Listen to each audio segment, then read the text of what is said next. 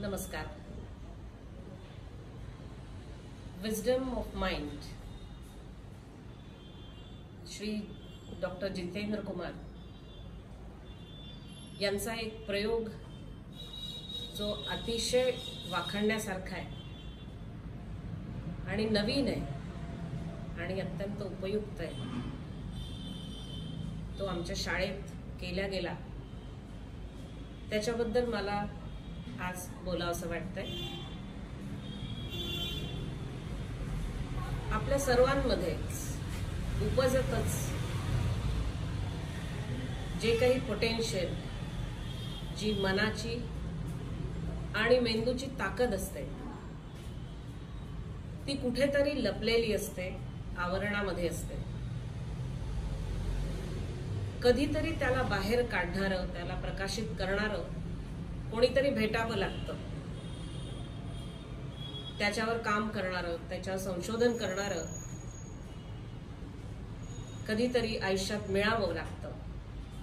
आणि आम्ही अतिशय नशीबवान आहोत की आमच्या शाळेला डॉक्टर जितेंद्र कुमार यांचं ब्रेन आणि माइंड याच्यावरचे जे प्रयोग आणि संशोधन आहे त्याचा फायदा मिळालाय.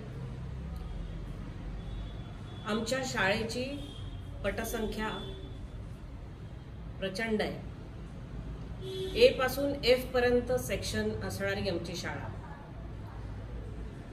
आणि ए पासून एफ पर्यंत बुद्धिमत्तेच्या आधारावर विभागणी केली जाते, तशीच विभागणी केल्या गेली. परंतु डॉक्टर जितेंद्र कुमार यांनी ABCD या अव्वल दर्जाचे मार्क आणणाऱ्या विद्यार्थ्यांवर प्रयोग करण्याआधी EF सेक्शन निवडला. आणि मला सांगायला अतिशय आनंद होतोय की या EF सेक्शनवर ज्या पद्धतीने त्यांनी प्रयोग केले, अगदी सुरुवातच त्यांना आनंद देणं, त्यांच्यातलं शिक्षणामधला किंवा जीवनामधला आनंद जागा करणं ह्याच्यापासून झाली. आणि हे आनंदी मुलं विशिष्ट प्रकारचे व्यायाम करून, मन एकाग्रतेचे व्यायाम करून अभ्यासासाठी उत्तम तयार झाले. नंतर त्यांच्याच पुस्तकातले काही धडे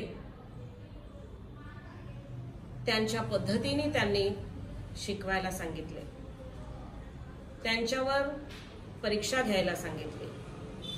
त्याची एक विशिष्ट पद्धत होती. त्या विद्यार्थ्यांना धड्याचे भाग करून ते वाचायला सांगितले, त्यानंतर डोळे बंद करून ते आठवायला सांगितले, आठवल्यानंतर ते लिहून पाहायला सांगितले. आणि अशा पद्धतीने दिलेल्या प्रकरणाचे छोटे छोटे भाग करून त्याचा एक मेंदूमध्ये चित्रपट तयार करायला लावला. आणि विद्यार्थ्यांच्या मनावरचा ताण गेल्यामुळे विद्यार्थ्यांनी घरी जाऊन ज्या पद्धतीने त्यांना सांगितलं होतं त्या पद्धतीने तो अभ्यास केला, लिहून पाहिलं, आठवून पाहिलं आणि डोळे बंद करून त्या सर्व प्रकरणाचा चित्रपट डोळ्यापुढे त्यांच्या उभा राहिला. अशा प्रकारचा एक अनुभव त्यांनी आम्हाला विद्यार्थ्यांनी सांगितला. यानंतर प्रयोगाची दुसरी स्टेज म्हणजे शाळेत येऊन त्यांच्या परीक्षा घेतल्या गेल्या. त्यांना येत नसेल तर हलक्या फुलक्या वातावरणामध्ये शिक्षकांनी पुन्हा एकदा समजावून सांगितलं. समजावून सांगितल्यानंतर काही क्षण त्यांनी ते मनात आठवण्याचा प्रयत्न केला आणि नंतर त्यावरच परीक्षा देण्याचा एक प्रयोग करण्यात आला. आणि आश्चर्यकारक असा निष्कर्ष त्यातनं निघाला की या सर्व तणावमुक्त अशा वातावरणात जेव्हा विद्यार्थी शिकतात आणि मेंदूच्या दोनही भागांचा वापर करतात, तेव्हा त्यांच्या परफॉर्मन्समध्ये प्रचंड मोठा प्रचंड मोठी वाढ दिसून आली. आम्हा शिक्षकांना, मी एक मुख्याध्यापिका म्हणूनही मला सुद्धा अशा प्रकारचा अभ्यासातली वाढ ही खूप लक्षणीय वाटली. आणि रोज त्यांच्यासोबत बसून आम्ही समजून घेतलं की नक्की काय होतंय आपल्या विद्यार्थ्यांना.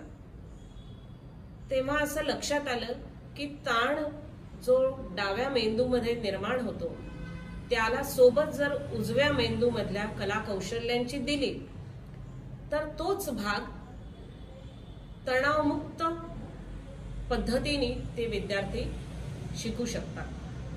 आणि याचा अनुभव आम्ही घेतला आणि तो अतिशय आनंददायी, आश्चर्यकारक अनुभव होता. असं वाटतंय की संपूर्ण सगळ्या विषयांचं संपूर्ण सिलेबस जर या पद्धतीने आनंददायी वातावरणामध्ये त्यांनी स्वतः वाचून त्याचा चित्रपट डॉक्टर जितेंद्र कुमार यांच्या शब्दात मूवी चित्रपट जर तयार केला, म्हणजे मेंटल पिक्चर तयार केलं, तर मला असं वाटतं की सगळ्याच विषयातल्या कठीण संकल्पना विद्यार्थी आपणहूनच शिकू शकतील आणि त्यांना त्यांच्या गुणांमध्ये, जीवनामध्ये शिकण्याचा आनंद मिळेल आणि त्याचं तंत्रही त्यांना अवगत होईल. सर्व महाराष्ट्रातील शाळांमध्ये सगळ्या विद्यार्थ्यांसाठी हे अशा प्रकारचं माइंड आणि ब्रेन याच्यामध्ये वाढ, त्याच्या शक्तीमध्ये वाढ करण्याचं हे तंत्र शिकवल्या जावं, म्हणजे विद्यार्थ्यांना स्वयंप्रेरणा मिळेल आणि ते आपल्या मनाने ती गोष्ट उत्तम रीतीने शिकू शकते आणि शाळेमध्ये त्यांची विभागणी कमी प्रतीची अशी होणार नाही. सर्व विद्यार्थी उपजतच एक शक्ती विकत घेऊन आलेले असतात देवाकडनं. ती शक्ती, त्याचा उदय आणि ती बाहेर काढणं हेच फक्त शिक्षकांचं काम आहे. आणि हे कसं तंत्रपूर्ण पद्धतीने करायचं ह्याचं ट्रेनिंग आम्हाला दिल्या जावं आणि आम्ही ते सर्व विद्यार्थ्यांवर ते संशोधन, ते प्रयोग करावेत आणि विद्यार्थ्यांना शिकण्याचा आनंद द्यावा. एवढं सांगून मी सौ रुचा अनसेंकर, मुख्याध्यापिका, न्यू इंग्लिश हायस्कूल महाल, आपली रजा घेते. धन्यवाद.